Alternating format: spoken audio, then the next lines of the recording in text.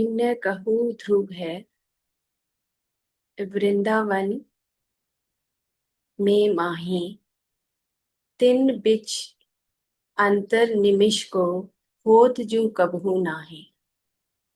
प्रेम रूप वय घटत नहीं, मिटत न कबहू संजोग। आदि अंत नाहिन जहाँ, सहज प्रेम को भोग। अब दो पिक्चर्स इसमें लगाई हैं राधा कृष्ण जी की, जिसमें आप देख रहे हैं कि पूरा ब्रह्मांड दिखाया है। उसके अंदर नक्षत्र दिख रहे हैं, पक्षी जगत दिख रहा है, पशु जगत भी दिख रहा है, पेड़ पौधे भी दिख रहे हैं, फूल भी दिख रहे हैं। यानी कि जहां पर प्रेम विकसित होता है, सहज में प्रेम का उदय होता है, वहां पर वृंदावन स्वयं में विकसित होने लगता है। जहां पर हमारा हृदय, एकीकृत हृदय क्षेत्र बढ़ने लगता है, एक दूसरे के साथ जुड़ाव महसूस करने लगता है, तो वहां पर वृंदावन प्रकट होने लगता है।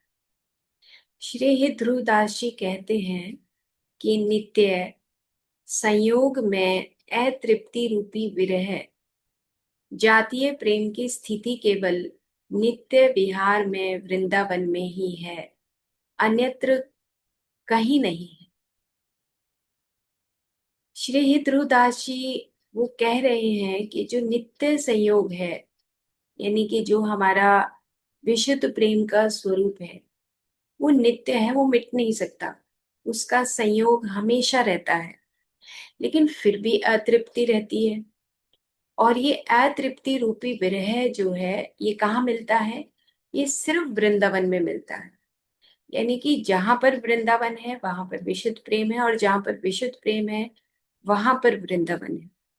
और इसके साथ साथ एक तड़फ रहती है, एक विरह रहती है कि आ, अभी मिलन नहीं हुआ। मिलन हो रहा है, नित्य है मिलन, लेकिन फिर भी एक तड़फ बनी रहे कि मैं और क्या कर दूं, मैं कैसे और इस विशुद्ध प्रेम को पा सकता हूँ।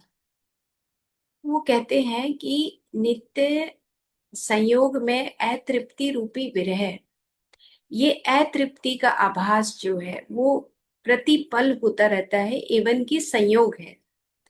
इस संयोग के होते हुए भी अतृप्ति रूपी विरह सिर्फ और सिर्फ वृंदावन में ही मिल सकता है, अन्यत्र कहीं नहीं मिल सकता। तो प्रेम की स्थिति ऐसी है। तो श्री श्यामा श्याम युगल में निमेष काल का भी वियोग नहीं है, मतलब एक पलक झपकाओ इतना भी वियोग नहीं है। तथापि मुख अवलोकन करते हुए भी उनमें अतृप्ति रूपी उत्कंठा कि वह विरह की व्याप्ति बनी रहती है। मतलब एक पलक मात्र भी झपकते हुए श्यामा श्याम दोनों के उसमें कोई वियोग नहीं होता, लेकिन फिर भी उनका जब मुख अवलोकन एक दूसरे से करते हैं तो भी अतृप्ति की उत्कंठा रहती है, विरह का दुख रहता है, तड़प रहती है, पीड़ा रहती है। तो अब इसका मतलब हम कैसे समझें कि हम कितना ही विशुद्ध प्रेम को करते जाएं, सीखते जाएं, लेकिन फिर भी हमारे अंदर से एक विरह उत्पन्न होती रहे लगातार कि तो अभी तो कुछ भी नहीं किया मैंने, अभी तो मुझे और करना है, ये जो तड़फ है। विशुद्ध प्रेम जब सहज उपजने लगता है तो स्वयं में एक हमारे अंदर विरह की तड़फ रहती है। तो जो ऊपर की एक पिक्चर है वो राधा कृष्ण जी की पिक्चर है, और नीचे एक सांख्य फिलॉसफी का पिक्चर लगाया है, जिसमें पुरुष और प्रकृति का फोटो दिखाया है। कि पुरुष और प्रकृति यानी कि भगवान कृष्ण है वो परम आत्मा है, वो पुरुष है, वो चेतन है, मतलब कि दा कॉन्शियसनेस है। मतलब दा कॉन्शियसनेस का मतलब कि संपूर्णता लिए हुए हैं भगवान कृष्ण। और जो राधा जी हैं वो इस पूरी धरती को संवार रही हैं, सजा रही हैं, किसके संयोग के साथ? पुरुष के संयोग के साथ, यानी कि पुरुष और प्रकृति दोनों मिलके इस पूरी धरती को सजा रहे हैं, उनका मिलन हो रहा है। और ये संयोग जो है वो कभी भी अलग नहीं हो सकता, निमिष मात्र भी अलग नहीं होते। पुरुष और प्रकृति वो हमेशा सृजन करते रहते हैं, इस पूरी संसार का सृजन कर रहे हैं। और फिर भी एक विरह रहती है कि किस प्रकार से मैं इस पूरी सृष्टि का सृजन करता रहूं। राधा जी और कृष्ण जी दोनों मिलकर, यानी कि विशुद्ध प्रेम का स्वरूप राधा जी और चेतन का स्वरूप कृष्ण जी, दोनों मिलकर इस सृष्टि की रचना करते रहते हैं। एक तड़प रहती है कि किस प्रकार से मैं और आगे लगातार इस परिवर्तनशील जगत को आगे बढ़ाती रहूं। कोई कुछ कहता रहे, कोई इस धरती को खराब करता रहे, लेकिन मैं अपने विशुद्ध प्रेम को नहीं छोड़ूंगी। ये राधा तत्व जो है वो हर एक जीव के अंदर विद्यमान है। राधा तत्व यानी कि विशुद्ध प्रेम सहज में हमारे भीतर सुप्त अवस्था में पड़ा है। इसी तरह जो हम हार्ट कोहेरेंस को भी पढ़ रहे हैं, रेजोनेंस पढ़ रहे हैं, ये रेजोनेंस क्या है, हमारे भीतर सुप्त अवस्था में है, यानी कि डॉर्मेंट स्थिति में है।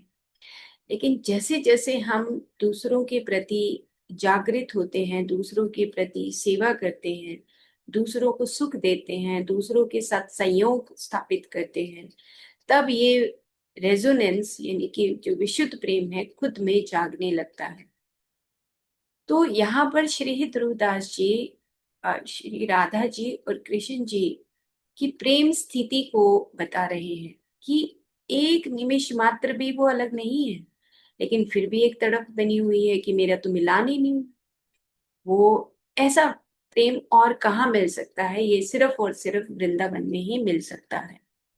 फिर क्या कहते हैं, प्रेम रूप वय घटत नहीं, मिटत न कबहू संजोग, आदि अंत नाहिन जहां, सहज प्रेम को भोग। फिर वो क्या कह रहे हैं कि श्री राधा वल्लभ लाल जी के निज स्वरूप में प्रेम, रूप, लावण्य एवं आयु सदा एक सी रहती है। वो नित्य है, किशोर है, मतलब वो मरता नहीं, वो जिंदा रहता है। अगर हम एक क्षण भी विशुद्ध प्रेम को प्रकट कर दे तो वो क्षण कभी भी मर नहीं सकता। विशुद्ध प्रेम का स्वरूप ऐसा है।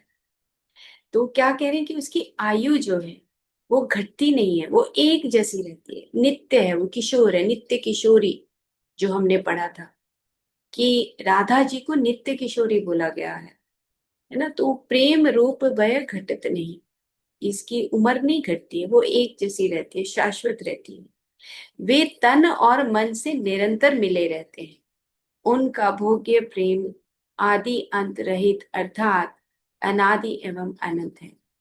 अब वे तन और मन से निरंतर मिले रहते हैं, इसका क्या मतलब हुआ कि जो हम अदृश्य रूप में इस पूरी सृष्टि को देखते हैं और दृश्य रूप में, यानी कि तन का मतलब हो गया दृश्य जो मैनिफेस्टेड है, यानी कि जो हम पेड़ पौधे कीट पतंगे ये सब चारों तरफ पूरे सभी जगत को देख रहे हैं, वो तन है, तन।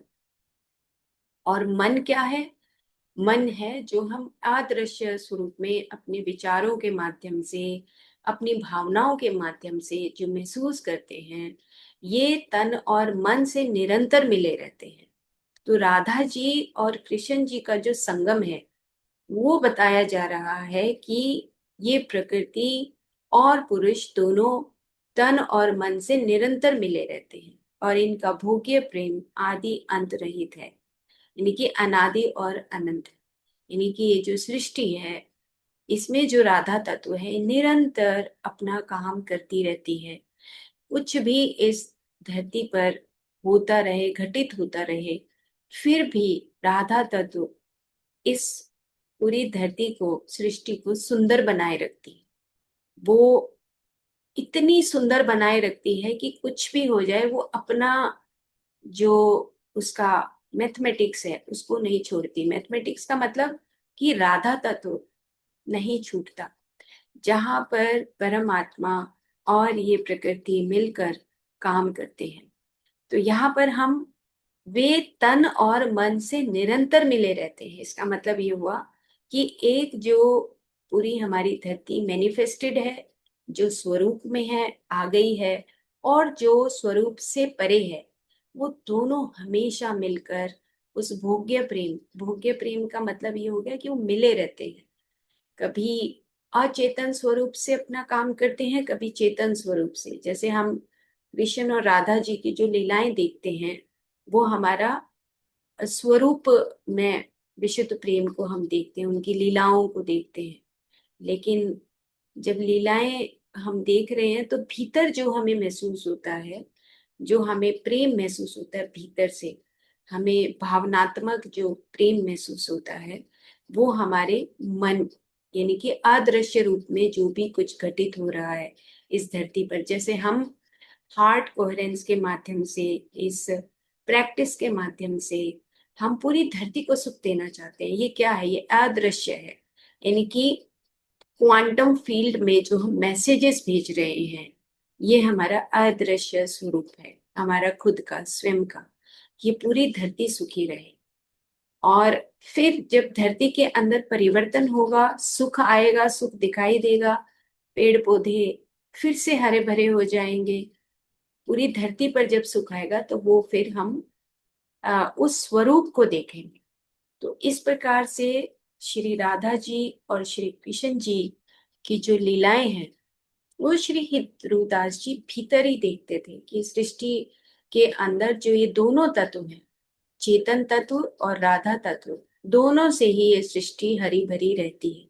इसीलिए जहां पर श्री राधा जी और कृष्ण जी की जो फोटो है, वो अकेले कहीं नहीं दिखाए गए हैं। उनके साथ मोर दिखाए गए हैं, पक्षी दिखाए गए हैं, फूल दिखाए गए हैं, कमल के फूल देख रहे हैं आप पीछे पिक्चर में, देख रहे हैं कि अलग अलग तरह के पक्षी हैं। पेड़ों की जो लताएं हैं, लताएं दिखाई गई हैं, जो लताएं कभी मरती नहीं, निरंतर आगे बढ़ती रहती हैं। और जब हम और आगे पढ़ेंगे, तो उसमें लिखा है कि लताएं फिर से जीवित हो गई हैं, गोपियों के अंदर फिर से वो रास जाग रहा है। तो हम जब विशुद्ध प्रेम में रहते हैं, तो ये स्वयं में हमारे भीतर से प्रकट होता है, और जैसे ही प्रकट होगा, हमारे चारों तरफ के पेड़ पौधे खुद से हरे भरे हो जाएंगे। इतनी हमारे अंदर वो इलेक्ट्रोमैग्नेटिक जो हार्ट का फील्ड है, वो इतना एक्सपैंड होता है कि उसी फील्ड में हमारे पेड़ पौधे आते हैं, और फिर वो खुद से स्वयं से हरे भरे हो जाते हैं। तो ये वृंदावन है। वृंदावन, वृंदावन में जाने से, वृंदावन वो एक ऐसी स्थली है, वृंदावन, जहां पर आप खुद पे खुद रस महसूस करते हैं, भीतर ही भीतर अपने भीतर वो विशुद्ध प्रेम को महसूस करने लगते हैं। तो आपका घर भी वृंदावन है, अगर हम प्रेम से एक दूसरे के साथ रहें।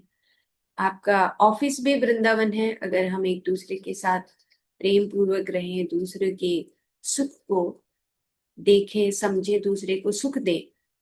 तो इस प्रकार से ये उन्होंने अ, श्री ध्रुवदास जी ने इन पदों को बोला है, गाया है। आज हम इतना ही करते हैं, कल हम इसको प्रेम और प्रेमी की दुष्प्राप्यता, इसको हम और आगे पढ़ेंगे फिर। Thank you. क्या रस आ जाता है ना? मैम समय कम दे रहे हो आप, थोड़ा और बढ़ाओ।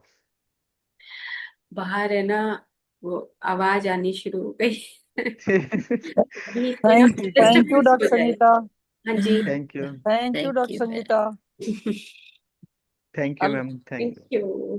Thank you ma'am. आज जो थैंक यू करवाया ना, मैम। ये रिकॉर्ड होना बलबीर, चाहिए था भैया। हाँ बलबीर मैम रिकॉर्ड बोल रहे हैं किया ना है, मैम। किया है। हमने रिकॉर्ड किया है ना, हाँ, रिकॉर्ड किया है। लेकिन जब आप बोलने लगी उससे पहले आवाज आई थी कि the this meeting is being recorded. जो वो पहला करवाया है हम्म। सांस वाला, वो भी रिकॉर्ड होना चाहिए था। ओके, कल कल करो से। तो कल रिकॉर्ड करवाओ, ठीक। ताकि फिर हम दिन में उसको करते रहें। जैसे अब आप वाला सुनते रहते हैं, जब दिल किया तभी लगा लिया, तो वो सांस वाला प्रैक्टिस जो है वो भी रिकॉर्ड करवाओ। ठीक है। हैं? ठीक है। ठीक है। क्योंकि अब आपके करवाने से उसमें सारा हिंदी में भी आ गया और क्लैरिटी भी हो गई, लेकिन रिकॉर्डेड नहीं है। वो रिकॉर्ड फिर हम उसको ना यूट्यूब पर नहीं भेज सकते, हम उसको ऐसे पर्सनली भेज देंगे ना उसको यूट्यूब पे, तो वो फिर अच्छा, कॉपीराइट नहीं आएगा। नहीं, ठीक है। फिर तो अपने ग्रुप में भेज दें मैम। हाँ, हाँ, ग्रुप ग्रुप में में भेज भेजते हैं। ग्रुप में भेज दें। हम्म, हम्म, हाँ, thank you dear, thank you so much. Okay. Thank you ma'am.